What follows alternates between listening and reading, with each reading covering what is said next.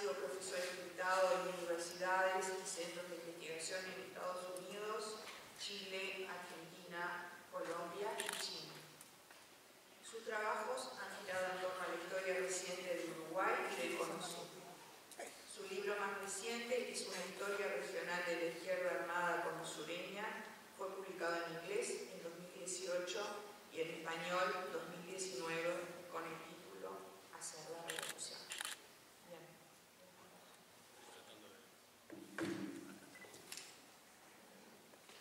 Bueno, buenas mañanas, tardes. Buenos días a todos. Primero que nada agradecer la posibilidad de participar en este evento y participar en la mesa de cierre. Para mí es un honor, un orgullo, y yo soy profesor de historia, también supe ser profesor de historia, y tengo aunque hace años que me dedico al trabajo académico, tengo una valoración muy particular y una consideración muy particular de lo que es la enseñanza de la historia. Entonces, de alguna forma, una oportunidad de este tipo para mí es interesante para pensar muchos asuntos que tienen que ver con la relación entre la historia como práctica académica y profesional, entendida esta no solo como una actividad de investigación, sino también como una actividad de enseñanza, y los discursos públicos sobre el pasado. Creo que los profesores de historia tienen un rol clave en eso, y en la reflexión crítica sobre eso. De alguna forma son el lugar de intermediación de todo esto, y de alguna forma lo que me interesaba plantear en esta conferencia tiene que ver con estos asuntos. Y me parece realmente, digamos, los planteos que van a ser de alguna forma, algunos son relativamente abiertos porque tienen como objetivo pensar colectivamente sobre estos asuntos. No creo que haya un rol necesariamente único de los historiadores profesionales académicos o de los profesores de historia, sino que varias de las cuestiones que voy a plantear tienen que ver con un diálogo y con dudas que tienen que ver, que generan en el momento actual acerca de lo que es investigar en la historia, pero acerca de lo que es dar clase de historia. Entonces, de alguna forma, el punto de partida de esta exposición tiene que ver con este asunto clave de cómo pensar el aula, la tarea docente.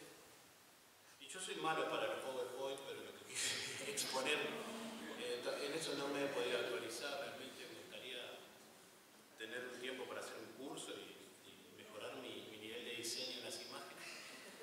Pero lo que quise exponer aquí es esta idea de el aula como el lugar de encuentro entre todo lo que circula socialmente sobre el pasado y la historia investigada, ¿no? Y por historia investigada no es solo la historia investigada en tanto los historiadores, sino también el docente es parte de ese proceso de historia investigada. O sea, el docente contribuye a hacer entender al estudiante qué es investigar en historia, qué es la verdad histórica. Entonces, somos todos parte de ese. Y el aula es ese momento de encuentro, ¿no? Es ese momento de encuentro que es un encuentro no armónico, sino un encuentro conflictivo, crítico, cargado de problemas, malos entendidos, y me parece que, digamos, de alguna forma este es el punto de partida, ¿no? Y en ese encuentro, por un lado, hay una diferencia clara entre lo que es la historia investigada y lo que son los discursos públicos del pasado. Por un lado, la historia investigada tiene un rezago en relación al debate público. ¿Qué quiero decir con esto? En general, lo que estamos investigando y lo que damos como docentes son producciones de textos que se escribieron años atrás, ¿no? Y esto es un dato nada menor. Que de alguna forma están rezagadas a los debates contemporáneos. Hay siempre un rezago que tiene que ver con dos asuntos. Primero, la investigación histórica en sí lleva tiempo, la investigación como práctica histórica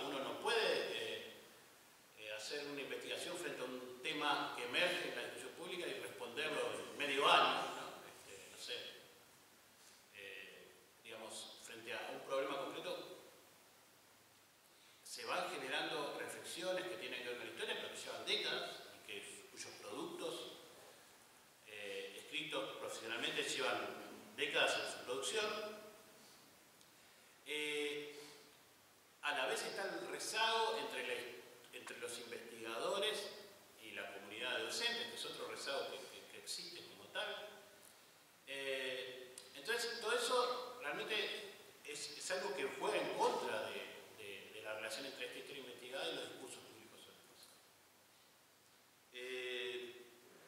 A la vez hay otro problema concreto que en el campo académico, y esto ya es un tema más vinculado a la producción de los historiadores profesionales, no solo en Uruguay, sino creo que hoy por hoy hay una discusión a nivel global sobre esto, que es el gradual academicismo en el cual, digamos, la historia ha perdido un poco, la historia profesional ha perdido una vocación pública, ¿no? Y escribe para los profesionales. Es una historia segmentada, con campos específicos, donde uno puede especializarse en la historia de la historieta en la década de los 80 en el mundo, y dialoga con los otros que hacen historia de las historietas en varios países, y eso es un campo y puede hacer una carrera de eso, ¿no? Entonces, hay un proceso de segmentación, de profesionalización, que juega en contra con la posibilidad de que esa historia sea leída por audiencias más grandes, ¿no? Y deja un campo enorme vacío en la discusión pública. Entonces, en realidad, después los historiadores nos quejamos todo el tiempo de este tipo de personajes que hacen historia de educación muchas veces de muy mala calidad, pero que básicamente lo que hacen es llenar un espacio que la historia académica ha dejado. Entonces, tenemos todos estos problemas con la historia investigada, ya digo, como práctica de investigación y como práctica docente. Y por otro lado tenemos discursos públicos sobre el pasado que tienen un peso enorme en nuestra sociedad. Ahora después voy a hablar un poco más, pero podría decir que en los últimos 30, 40 años esos discursos públicos sobre el pasado tienen cada vez más peso, ¿no?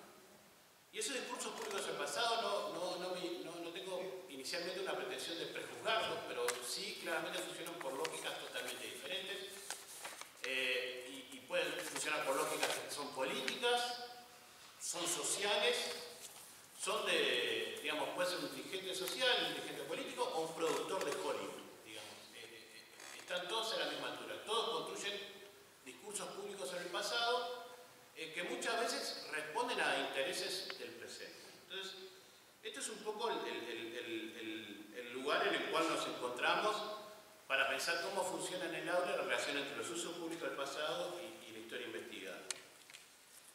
Hay una distinción tradicional en la historia y en la historiografía contemporánea, que es la distinción que ha hecho Pierre Nora entre historia y memoria. Ya empezamos mal. Ahí va. ¿Qué es esta distinción que le hizo en la década de los 80, en una colección, en uno de los primeros momentos donde los historiadores comenzaron a preocuparse de una manera más sistemática en pensar no en lo que es la historia, sino en cómo las sociedades recuerdan, y Pierre Nora hizo esta colección enorme de los lugares de la memoria y planteaba una suerte de distinción entre lo que es la historia como práctica y lo que es la memoria como discurso social, ¿no? Creo que esta distinción de alguna forma da cuenta de esta tensión entre la historia investigada y los discursos públicos sobre el pasado. De todos modos, me parece que hay veces que Nora peca de un ingenuo positivismo o de la creencia que el historiador está por fuera de estos debates sobre la memoria. Yo creo que el historiador también tiene que analizarlo críticamente, pero es parte de una sociedad, es parte de conflictos que se están viendo en la sociedad o de sensibilidades culturales que se ven en una sociedad, y de alguna forma todo eso está en juego, ¿no? Entonces, creo que esta distinción analíticamente puede servir, pero también hay que ponerla en diálogo con que estos historiadores, esta categoría de historia investigada, está hecha por personas que viven en una sociedad y que están de alguna forma intersectadas por los debates sobre el pasado. Cuando hablo de debates sobre el pasado, me gustaría decir que, en principio, querría sacar la idea del pasado reciente. Estoy hablando de debates múltiples sobre el pasado. Entonces, estamos llenos de debates sobre el pasado, y que a veces que el problema del pasado reciente es que no vemos todos los otros debates que se están dando sobre el pasado hoy, cotidianamente. Sin ir más lejos, hace Senado con Milei hace toda una historia sobre el siglo XIX y XX, está hablando todo el tiempo de temas clásicos de los profesores secundarios, la revolución industrial. Digamos, hay múltiples debates de sobre el pasado en la sociedad cotidiana. Entonces, creo que esta distinción analítica entre memoria y historia puede ser útil, pero nosotros tenemos que ser conscientes de que también estamos influenciados como historiadores en nuestra condición docente o en nuestra condición de investigador por los debates públicos sobre el pasado y por los usos públicos del pasado.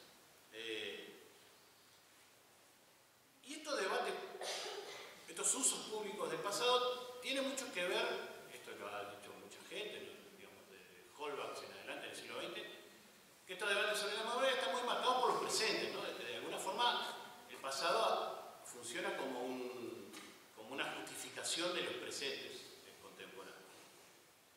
Y acá quería plantear dos o tres cuestiones más generales de la sociedad en que vivimos, y esto no es hablar del mundo y sus alrededores, pero creo que quería plantear dos o tres asuntos para entender básicamente cómo nuestra práctica de investigación y nuestra práctica docente se da en un presente concreto y en un presente que, voy a decir dos cosas sobre ese presente, pero que también tiene concepciones sobre un presente que también tiene concepciones sobre el tiempo, sobre la historia, que me parece relevante. Es imposible hablar de la sociedad contemporánea hoy y hacer una exposición sobre esto, claramente, pero simplemente quería usar una palabra que es la palabra de crisis.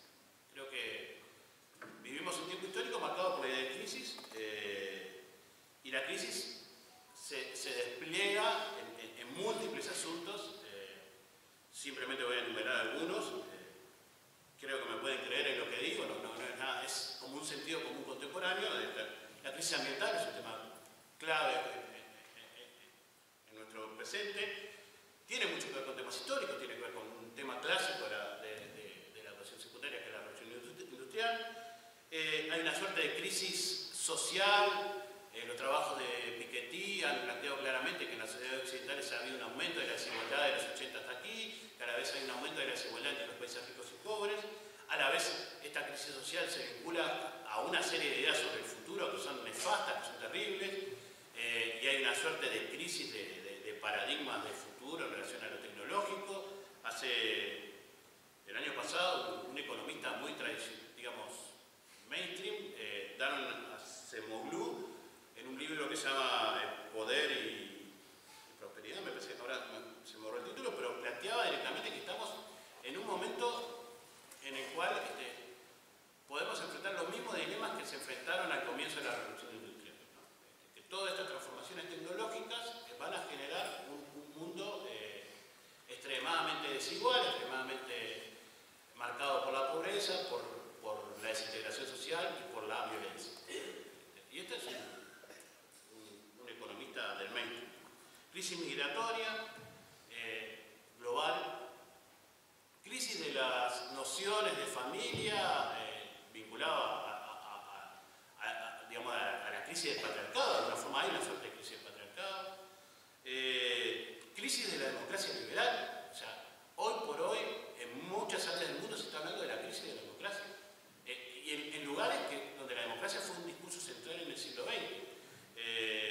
El trabajo de Levitsky, que también es una suerte de clásico en los últimos años, que habla de la crisis de la democracia y básicamente usa varios países, pero toma a Estados Unidos como referencia. Crisis del estado de bienestar. No sabemos hacia dónde vamos en términos de bienestar. Crisis del orden mundial. Nosotros vivimos un mundo primero articulado por la Guerra Fría, luego ese orden se cambió al final de la Guerra Fría y Estados Unidos tiene un rol central, y hoy vivimos una crisis que tiene un componente histórico de transformación, donde el equilibrio entre Occidente y Oriente parece irse alterando. No, son grandes asuntos sobre los que no me quiero extender, pero que claramente marcan un momento de profunda inestabilidad, ¿no? Y un momento de profunda inestabilidad que no, todas estas cosas que planteo como cosas generales, las podemos bajar a nuestra práctica cotidiana en el aula. O sea, no sé, cambios tecnológicos, la nueva forma de trabajo, el Rappi, digamos, cosas que afectan a la vida cotidiana de la gente. los derechos sociales, la sequía, los femicidios, el tema de los estudiantes migrantes, los debates sobre los derechos humanos, la cuestión de la violencia cotidiana. O sea, hay miles de asuntos, todo esto lo planteamos de una forma ensayista, generalista, pero también tiene como un baje, una llegada a lo concreto muy evidente, ¿no? Y en este momento de crisis, en las sociedades contemporáneas, el pasado emerge con una presencia enorme, ¿no? Esto es otro de los asuntos que tiene que ver con estas formas que tenemos, con este presente, ¿no? ¿Qué quiere decir que el pasado emerge con una fuerza enorme? Bueno, ya desde los 80, Nora hablaba de este exceso de memoria, de la idea de que las sociedades contemporáneas cada vez más ven al pasado y piensan el pasado con mucha pasión. Y esto en realidad se ha incrementado de los 80 hasta aquí. Algunos autores hablan de que vivimos en sociedades que son presentistas, ¿no? ¿Y qué quiere decir esta idea de presentismo? Básicamente que son sociedades incapaces de pensar el futuro. De que son sociedades incapaces de pensar caminos de futuro. A diferencia de lo que fue gran parte del siglo XX, donde teníamos la idea de modernidad, la idea de que el mundo iba en una dirección. No, hoy no podemos imaginar en qué dirección va el mundo, ¿no? Esto, Hartog en el campo de la historia lo ha trabajado con la idea de régimen de historicidad.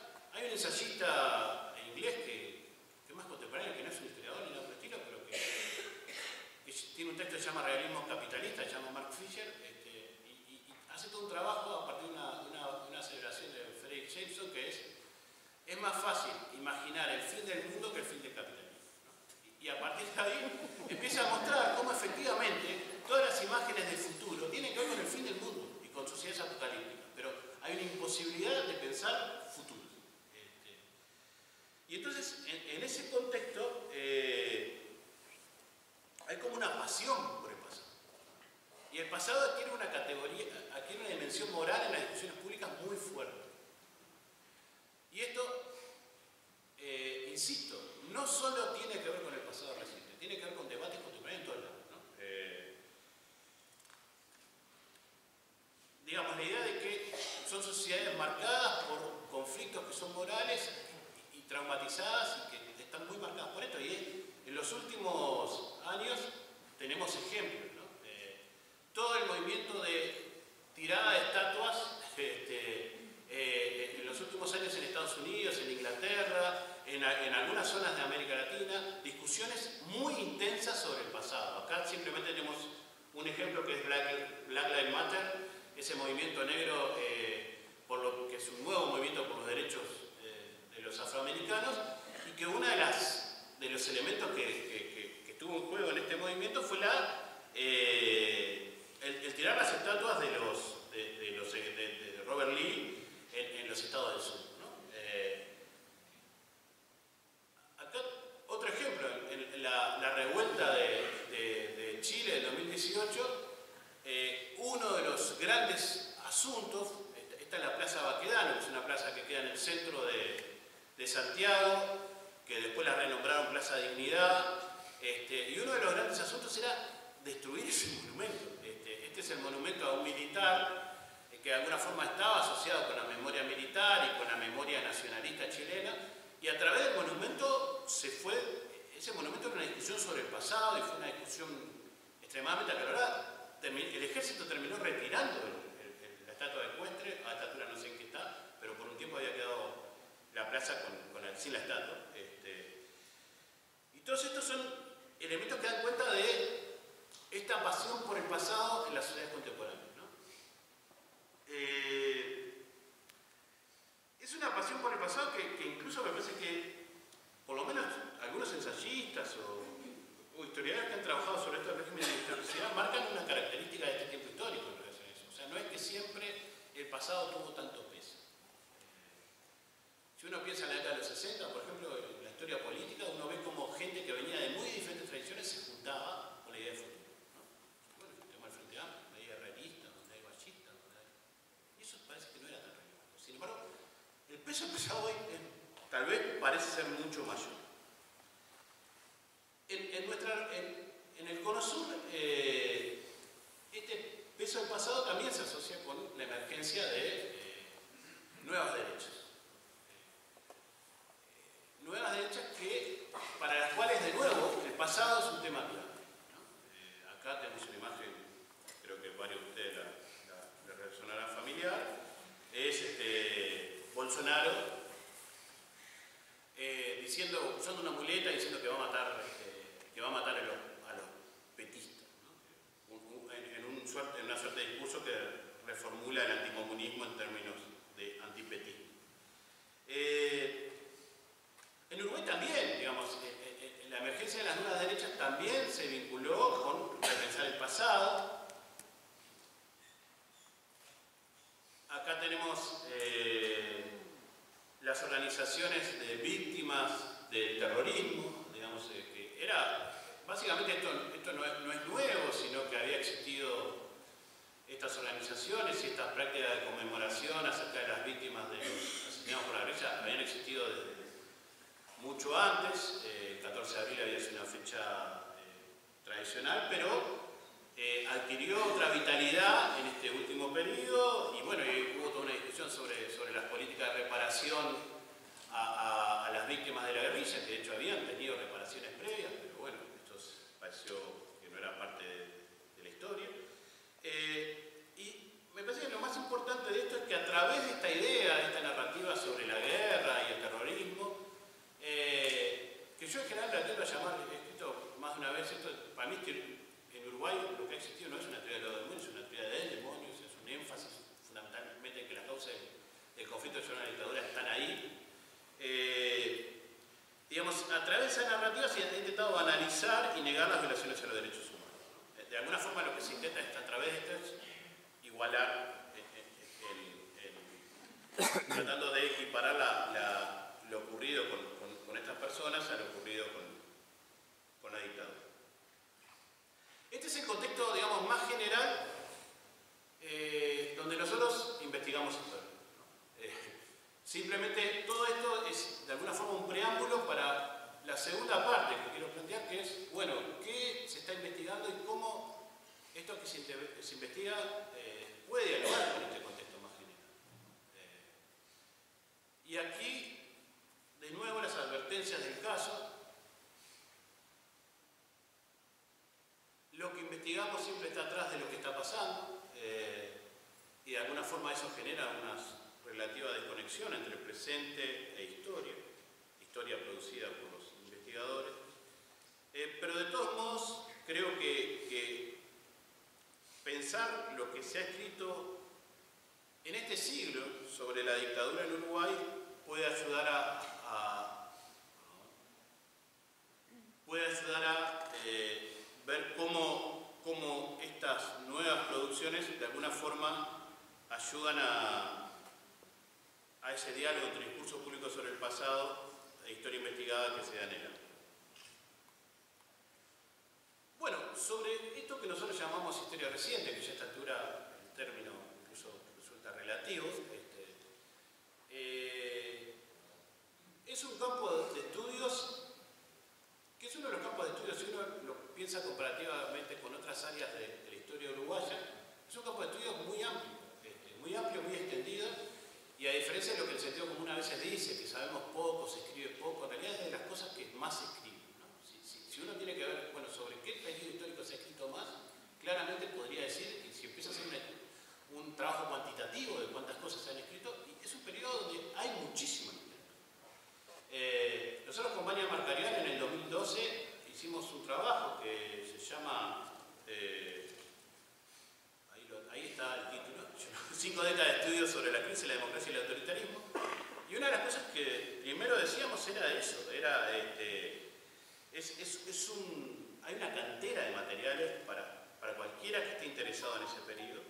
Y es uno de los periodos donde más se ha escrito, donde se ha escrito de una forma más rica, donde ha habido mayor trabajo interdisciplinario, donde ha habido renovación historiográfica, en los casos donde han escrito historiadores. Entonces tenemos una producción realmente extensa, ¿no? En ese trabajo inicial, que el objetivo en el 2012 era como tratar de demostrar lo que se había escrito desde los 70 en adelante, planteamos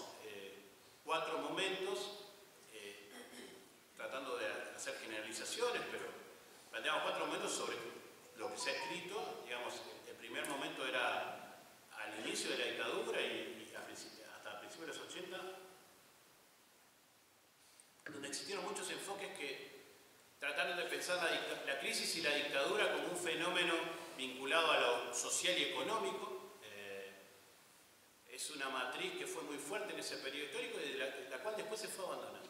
Es interesante eso, es una pregunta abierta, ¿por qué lo fuimos abandonando? Pero es cierto que esta dimensión más de economía política, de última la crisis, hubo una crisis, hubo un ajuste, hubo un gobierno autoritario, hubieron beneficiados, hubieron perjudicados.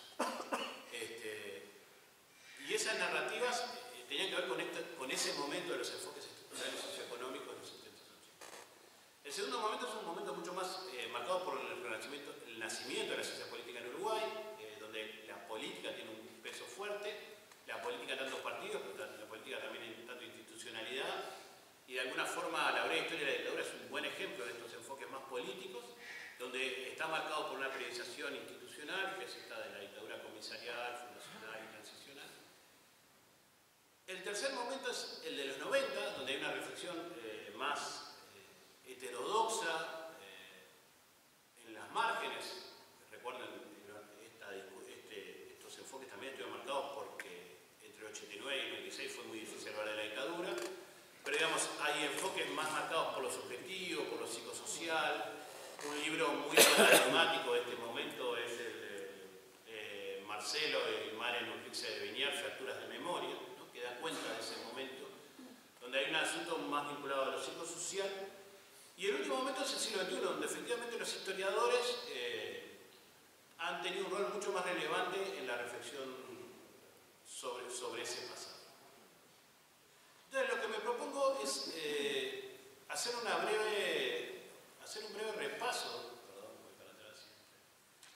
breve repaso, de la producción de los historiadores en estos últimos 20 años. A través de estos 3 conceptos que me parece que pueden articular un poco y ordenar cómo se ha escrito.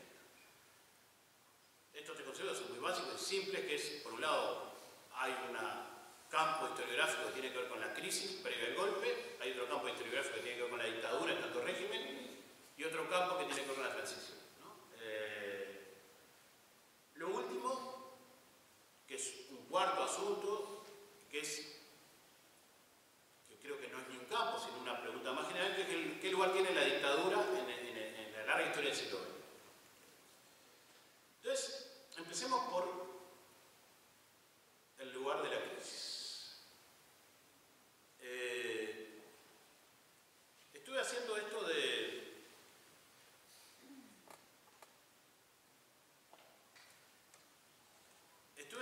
de poner libros, empezar a pegar libros, como un ejercicio, y me parece que en este caso son muchos libros y podría haber puesto muchos más, y da cuenta de algo que me parece central en la reflexión sobre el pasado reciente, que es que el periodo de la crisis ha sido el periodo más discutido y más investigado, ya sea por la historia, por el periodismo, y más discutido en las ciencias sociales y en la discusión pública, ¿no?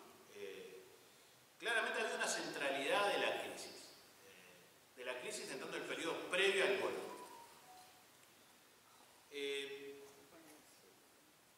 Y esto es algo paradójico, porque de alguna forma hay veces que esas discusiones sobre la crisis cancelan la reflexión sobre el evento central, el proceso central que es el régimen dictatorial. Hay veces que eso tiene intenciones políticas, hay veces que no, que se da de una forma natural. Yo creo que de alguna forma esa centralidad de la crisis tiene que ver con que de alguna forma la discusión sobre la crisis resuena en una discusión más política partidaria. Uruguay es un país fuertemente donde la discusión política partidaria tiene mucha fuerza, entonces de alguna forma estas dos cosas juegan, entonces los partidos opinan, es como una discusión que está muy marcada por la política.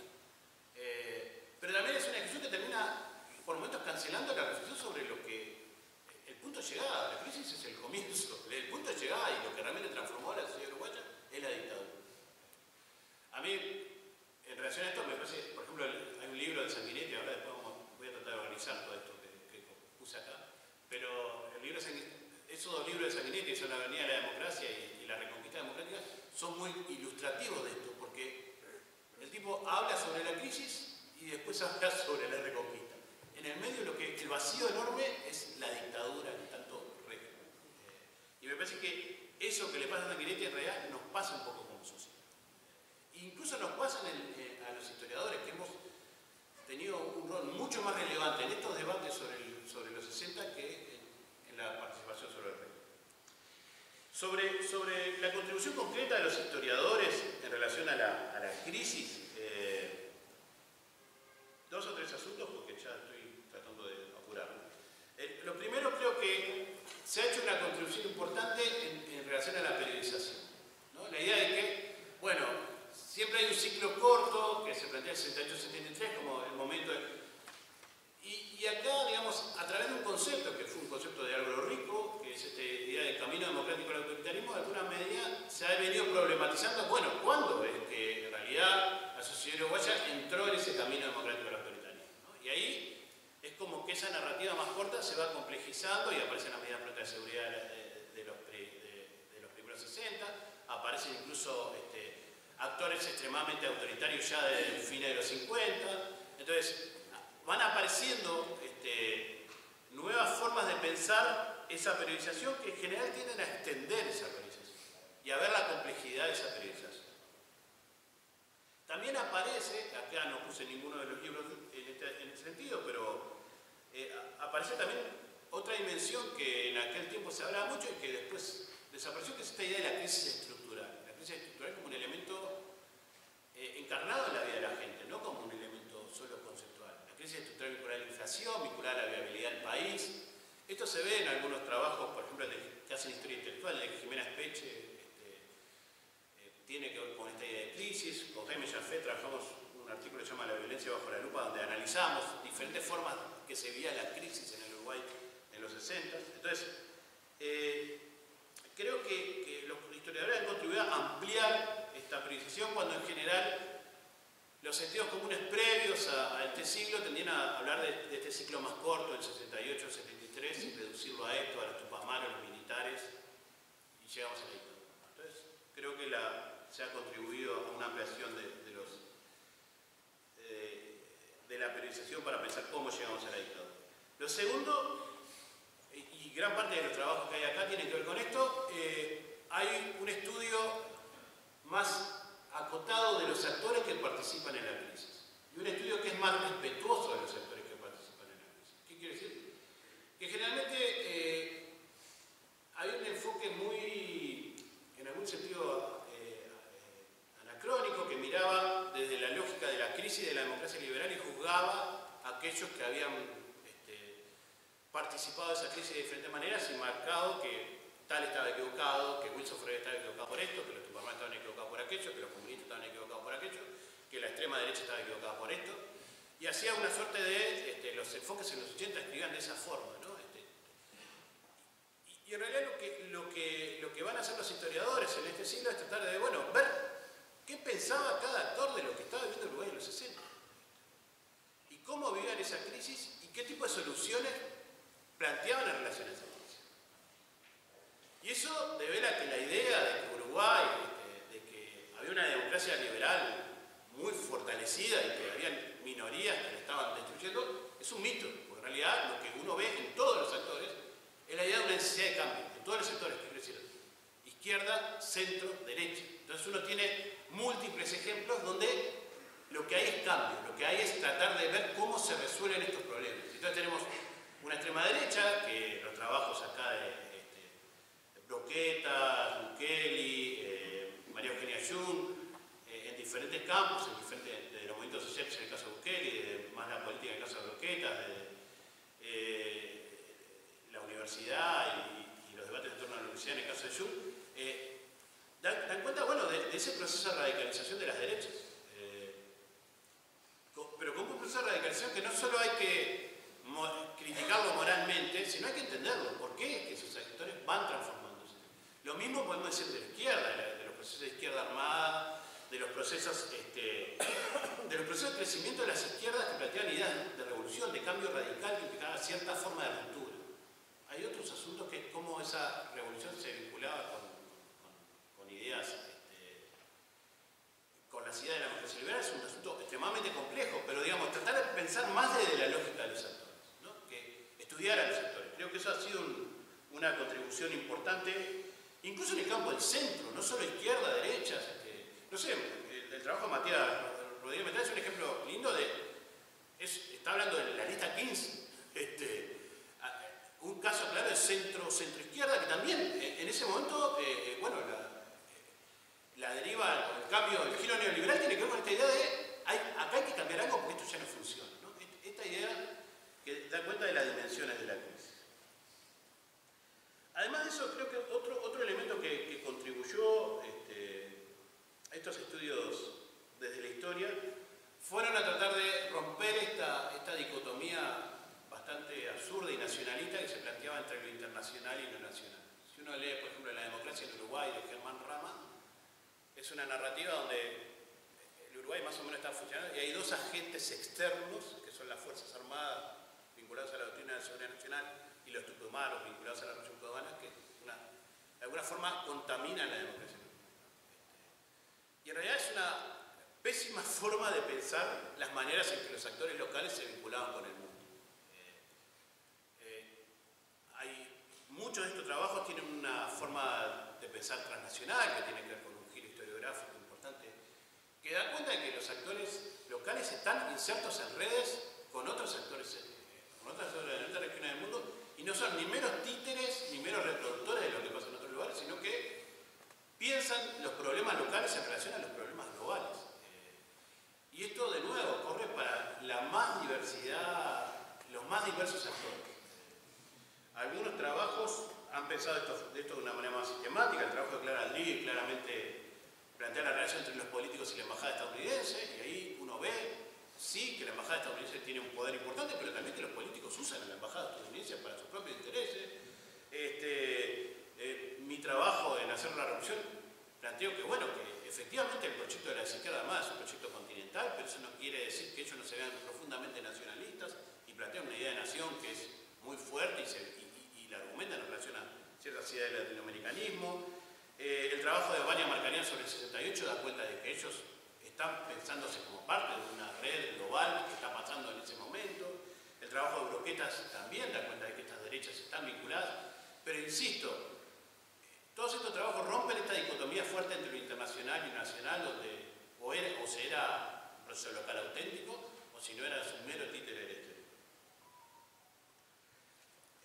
Además de todos estos aspectos, que yo de alguna forma lo llamaría como redimensionar la crisis, y también ahí puse algunos trabajos que tienen que ver con el periodismo. Me parece que el periodismo en los últimos años no ha ayudado mucho a la reflexión. Ha ayudado a... Yo acá pongo el trabajo de Lesa. Creo que ha ayudado en la publicación de testimonios, algunos de esos son interesantes, entrevistas, digamos, tienen acceso a fuentes muchas veces privilegiadas que los historiadores no tienen, pero por otro lado ha seguido con esta lógica de intentar jugar el pasado desde un lugar, desde un púlpito sagrado demócrata liberal que es anacrónico, o sea, lo hace desde un lugar que no tiene que ver con pensar el contexto histórico de los 60. Y me parece que el caso más claro es toda la discusión de Lesa sobre los comunicados 4 y 7, que ha tenido impactos en la discusión pública donde prácticamente los comunistas dieron el golpe de Estado. Cuando no vea en el Consejo de Estado, no ve comunistas, pero digamos, está claro que los comunistas apoyaron el comunicado 4 y 7 y que incluso hasta la huelga de 73 algunos siguieron apostando a esto, pero esto es una cosa y otra cosa es el efecto en términos de la discusión pública que ha generado. Sobre este periodo yo creo que todavía faltan trabajos de síntesis del periodo, trabajos que ponderen los diferentes momentos. Hay un trabajo reciente que es el de Gonzalo Varela Petito que es bastante útil para pensar la última coyuntura, ¿no? Se llama El golpe de Estado más largo, Uruguay, febrero-junio del 73, donde pondera por lo menos de una forma equilibrada cada uno de esos momentos, pero creo que faltan todavía varios trabajos que piensen la crisis en su totalidad. Bien, decía, es la idea del régimen, ¿no? Es evaluar qué han hecho los historiadores con el régimen autoritario, con la dictadura en sí. Y acá la opción, tomé una opción gráfica, me parece que da cuenta de esto que estaba diciendo en relación a lo anterior. Me es mucho más difícil empezar a buscar libros sobre el proceso de la dictadura. Elegí, obviamente, en esto siempre faltan libros, no quiero decir que estos son los libros que hay, ¿no? Pero me parece que cualquiera que ha trabajado sobre este periodo acordaría conmigo que es una zona de la historiografía que todavía hay mucho trabajo por hacer, que todavía hay varios vacíos. Digamos, los libros que puse tienen que ver con dos asuntos. Primero, de este lado tenemos la dictadura cívico-militar, que es un intento que desarrollamos con De Masi, Rico, Marcarián y Jaffe, que básicamente intentaba pensar las políticas del régimen, la política cultural, la política económica, la política internacional, la institucionalidad del régimen.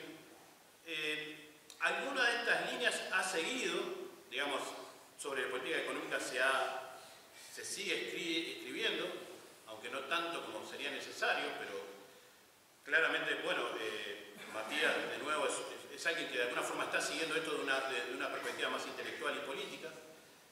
La política cultural también ha tenido continuidad, han habido trabajos sobre los intelectuales de la dictadura, sobre instituciones de la dictadura vinculadas a la cultura. En contemporánea, en el 2021 salió un número especial sobre esto, que lo dirigimos Javier Correa y quien escribe, y quien habla, ¿no? Pero de todos modos todavía sigue habiendo un vacío bastante importante sobre esto que es central, es pensar qué hizo la dictadura. Es eso, cómo la dictadura transformó la sociedad uruguaya. Y todavía tenemos muchos vacíos en términos historiográficos en relación a esto. Incorporé el tomo de derecha porque también el tomo de derecha que es sobre la Guerra Fría y la dictadura, es también un intento. Ahí hay trabajos que van en esa dirección. Me parece que el trabajo de Javier Correa, el trabajo de Bernat, que ya estuvo, los dos estuvieron acá ayer, van en esa dirección de pensar la dictadura y pensar áreas específicas y las transformaciones que se desarrollaron. Hay otro trabajo que también trabaja en la dictadura, pero trabaja más de los actores. Bueno, el trabajo de Álvaro Sosa también, vinculado al tema del sindicalismo libre y cómo eso en la dictadura fue tomado. Sabrina Álvarez no está en este libro, pero está trabajando sobre qué pasa con el movimiento, qué pasa con el trabajo en la dictadura, que creo que es un gran tema que todavía no está trabajado. Entonces, de alguna forma hay ciertos vacíos en relación a las políticas de la dictadura que son vacíos relevantes, importantes. Y del otro lado tenemos un campo que sí, tal vez es el campo más relevante, sobre el que más se ha producido y sobre el que mayor repercusión se ha dado, que es el tema de lo que tradicionalmente llamamos derechos humanos, ¿no? Y estos son circunstancias políticas y académicas que han llevado a que efectivamente hubo una expansión enorme del trabajo sobre lo ocurrido, fundamentalmente en relación al problema de los desaparecidos, al tema de los desaparecidos. Y el equipo de Álvaro Rico, donde ha trabajado otra gente, Carla Larrola, Fabiana Larrola, Magdalena Figueredo, Graciana, varios más, no voy a nombrar a todos, porque capaz que me olvido de alguno, ya nombré alguno. Ha trabajado de una manera sistemática la represión a los actores políticos. Los trabajos permiten entender la represión a los actores políticos, quiénes son las agencias represivas. De todos modos, todavía es un campo en el cual en la discusión pública y la investigación hay vacíos que también son interesantes de pensar. Creo que un vacío enorme tiene que ver con la tortura como fenómeno histórico y el impacto social en aquel momento y en el largo plazo, ¿no? O sea, de alguna forma en la discusión pública el tema de los desaparecidos se ha llevado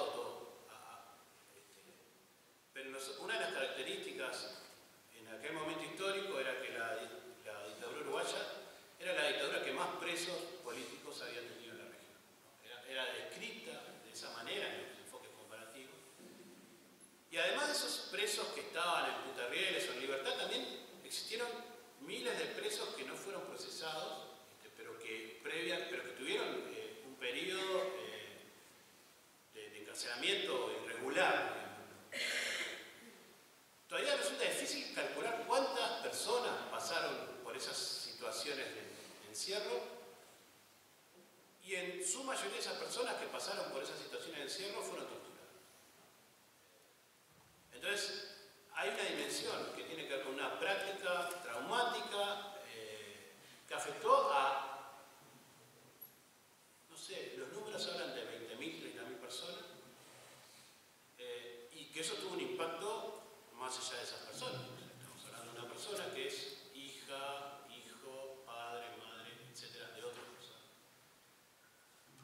Y digamos, si hay una forma de aplicar el terror a través de ese mecanismo que tiene un impacto enorme a nivel social, y sobre el cual todavía, en realidad se podría volver a transitar. Se habló mucho de la tortura en los 80, pero no de una perspectiva más histórica, y realmente creo que es un tema importante, así como el tema del control que emergió ahora a partir de estos archivos, que nadie sabe de quién son ni nada, también, ¿no? Todas estas dimensiones sobre la represión, que son temas bastante interesantes para trabajar y que todavía requieren otro trabajo, requieren más análisis. Afortunadamente también hay gente que está trabajando otras dimensiones para pensar el autoritarismo, ¿no? De alguna forma, un fenómeno que ha ocurrido en las dos últimas décadas, creo que más en la última década, es que el fenómeno del autoritarismo se empezó a ver desde otros prismas. Claramente el tema de la diversidad, los derechos, el tema de género, empezó a pensar el fenómeno del autoritarismo de otros lugares, y bueno, por ejemplo hay un trabajo bastante prometedor de Diego Sempol sobre la noción de autoritarismo moral, que está trabajando otra forma de pensar la represión. Y seguramente también pueden existir múltiples formas de pensar la represión que hasta ahora no han sido trabajadas y que son interesantes, y que incluso es una tarea que desde la propia del aula también se puede trabajar, de lugares periféricos, sociales, que efectivamente han habido miles de experiencias represivas que no han estado registradas en la discusión pública. De hecho, un fenómeno que ha pasado en los últimos 10, 15 años es que gran parte de los encerramientos en cuarteles en el interior era un tema del que se hablaba muy poco y que recién se está hablando en los últimos 10, 15 años. En los 80, 90 solo se hablaba de los presos políticos, primero los presos políticos hombres, después las presas políticas mujeres, pero hay otras dimensiones de la represión que también están emergiendo en la discusión pública y que son interesantes, y que los historiadores todavía tenemos muchas cosas por hacer. Y todo esto, digamos, remite a una pregunta que es una pregunta central y que es una pregunta que lamentablemente todavía no la podemos contestar del todo, que es la dimensión del proyecto dictatorial. ¿Qué fue lo que transformó a la sociedad uruguaya en el proyecto dictatorial? ¿Qué fue ese proyecto? En un momento histórico, en los 80 y 90, se tendió a banalizar el proyecto dictatorial. Se tendió a decir, digamos, en la lógica del movimiento democrático, se tendió a decir, no nos transformaron la sociedad uruguaya. Hubo una restauración democrática, la sociedad uruguaya volvió a ser como era antes. En el mediano plazo vemos que eso no es tan así, pero todavía falta mucho afinar cómo fue esa transformación. Y en relación al régimen, otro elemento que quería para terminar a mencionar de esta parte que tiene que ver con el régimen, tiene que ver con la idea de resistencia. También se ha avanzado en eso, planteando la idea de que hay múltiples formas de resistencia.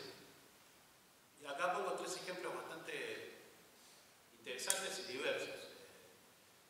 Primero, un ejemplo que es muy interesante no solo por lo que está escrito, sino por el proceso, que es la experiencia de Memorias para Armar, que fue de las primeras experiencias testimoniales de mujeres vinculadas a la represión en dictadura, y de alguna forma planteó una forma de escribir historia que interpelaba las maneras más tradicionales, porque es un texto donde participan las propias, es un llamado a testimonios, y donde la historia se escribe conjuntamente entre historiadores profesionales, es un proyecto que dirige Graciela Zarquiza, y personas que fueron actores de él. Y realmente fue uno de los primeros que abrió una perspectiva para pensar el tema del autoritarismo desde perspectiva de género. El segundo es un libro más reciente, es el libro del Partido Comunista bajo la dictadura, que es un trabajo monumental, como todos los que hace Álvaro Rico, como el que hace últimamente Álvaro Rico, que es realmente muy profundo en su análisis de cómo la dictadura intentó, consiguió en gran parte contener y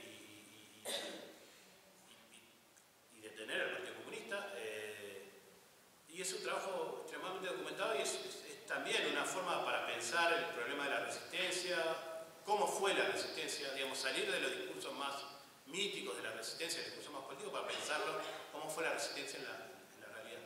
El tercero es sobre lo que iban cantando, es un musicólogo, Guilherme Alencar Pintos, que es un trabajo también bastante grande, y que da cuenta de otra dimensión de la resistencia que tiene que ver con la cultura, otra forma de pensar la resistencia. El tercer campo, decía, es el campo de la transición. Y en el campo de la transición han habido, en las últimas décadas han habido trabajos que han avanzado bastante en esto.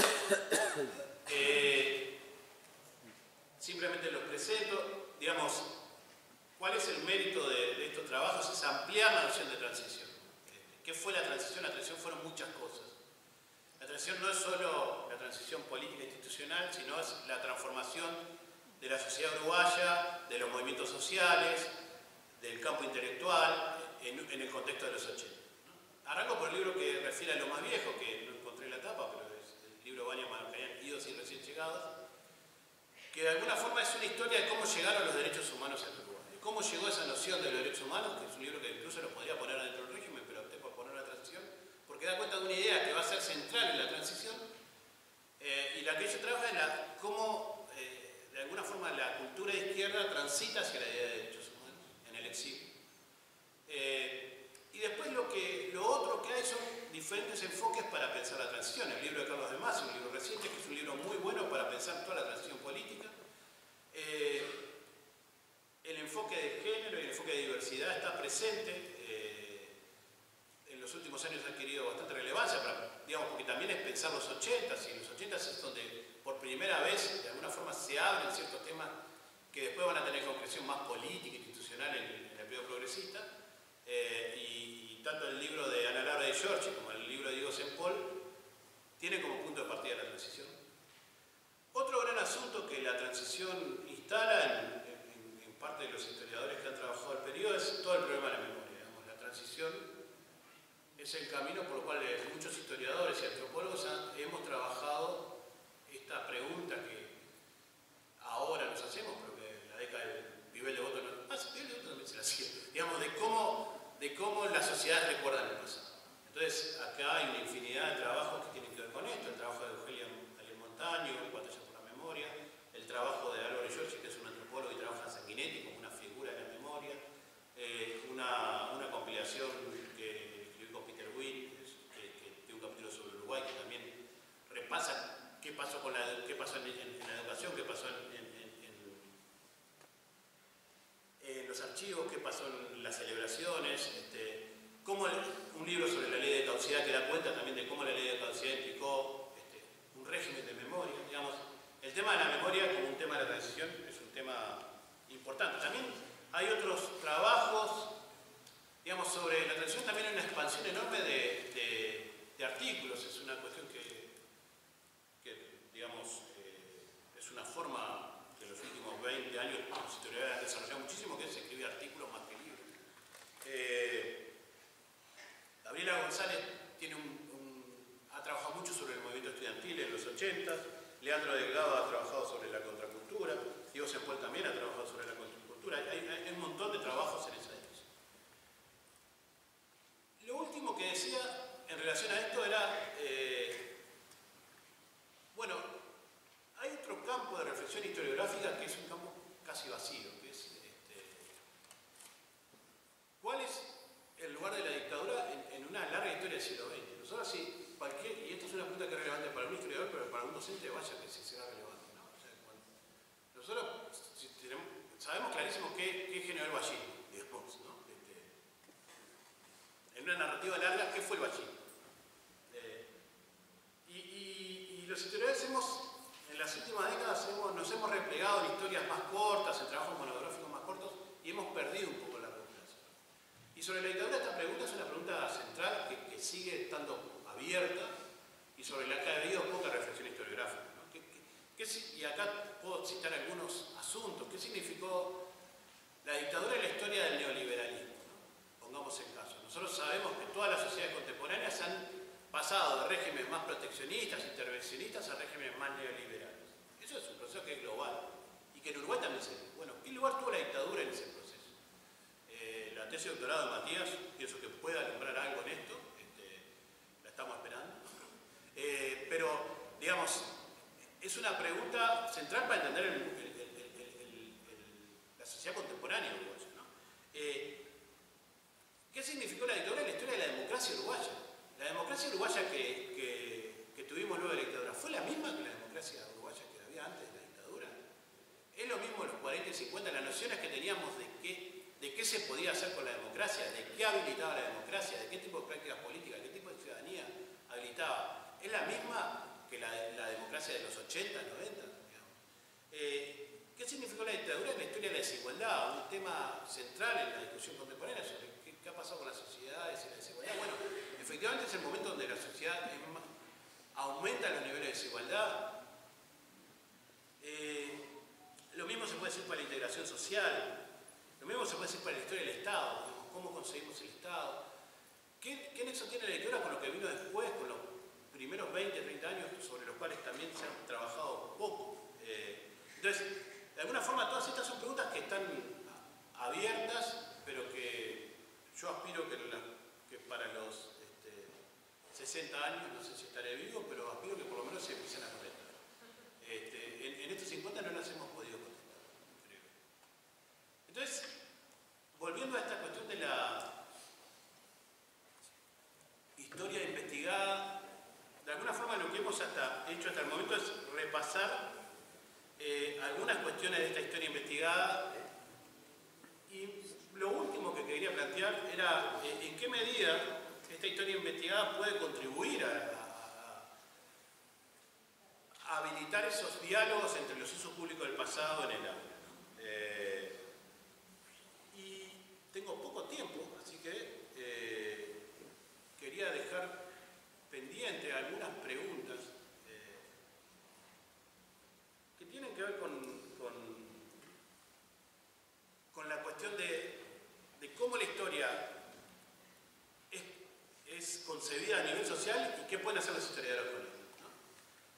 Concretamente, en relación a esta historia reciente, hay una demanda enorme por parte social, ¿no? La idea que incluso esto no es algo planteado incluso hasta el organismo internacional, digamos. Hay una cláusula de la OEA que habla de la no repetición, se habla de la pedagogía del nunca más. La idea de que efectivamente a través de la educación es posible que las sociedades no repitan la experiencia del autoritarismo. Y esto tiene que ver con discusiones historiográficas que son complejas, que no son fáciles de resolver, y yo tengo poco tiempo, así que no las voy a resolver, pero ¿de qué forma esta historia investigada puede ayudar efectivamente o no a contribuir al nunca más? Yo en principio diría que soy bastante escéptico en torno a estas nociones, ¿no? Primero, estas nociones de que la historia es maestra, estas nociones más tradicionales de la historia como maestra de vida, la historia de la idea de la repetición, de que la historia se repite o no, la historia siempre es diferente, la historia siempre es contingente, siempre es nueva, todo lo que pasa es nuevo y nada vuelve a ser como antes. Pero de alguna forma, yo creo que el aumento de la complejidad en la producción de los investigadores y un compromiso con la verdad histórica pueden ayudar a civilizar la discusión pública. La idea de reconocer la pluralidad de actores, la idea de reconocer las diferentes racionalidades de esos actores, por un lado, y lo segundo, la posibilidad de plantear que en la historia no se puede decir cualquier cosa, sino que hay un compromiso metodológico con la verdad. Creo que de alguna forma pueden ayudar a una mejor discusión en un momento de extremada pasión sobre el pasado y de extremada demanda sobre el pasado de la sociedad.